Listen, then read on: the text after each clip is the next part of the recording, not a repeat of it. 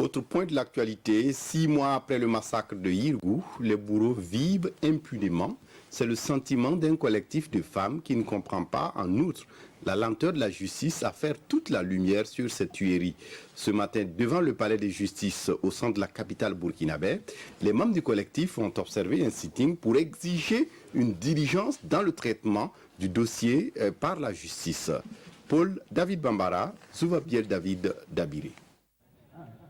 6 mois après le drame de Yirgou, aucune once de justice pour les victimes, les bourreaux vivent impunément.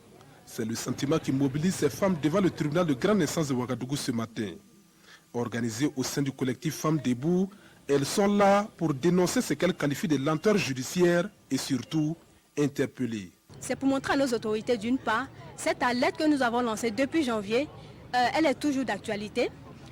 Nous n'avons pas encore eu gain de cause. Bien au contraire, j'allais dire, la situation perdue et la situation se dérade. Donc voilà pourquoi il faut certainement dire qu'il faut faire quelque chose.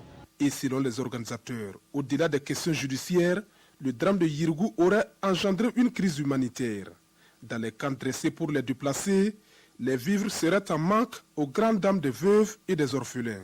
Aujourd'hui, nous portons cette calebasse la renversée pour signifier d'une part le manque de nourriture. Aujourd'hui, les déplacés, les veuves, les orphelins manquent de nourriture, ils manquent d'eau. Ils sont en train de mourir en grand nombre, faute de soins aussi, mais surtout faute de nourriture. Donc ça, c'est le premier aspect. Le deuxième aspect, c'est-à-dire retourner la calebasse, représente pour nous aussi ce ras-le-bol, qu'il n'y ait pas d'avancée. Tous ici espèrent une implication plus soutenue des autorités politiques et judiciaires pour un traitement diligent du dossier Yirgou. Cela y va de la cohésion sociale, tonne en cœur le collectif Femmes Debout.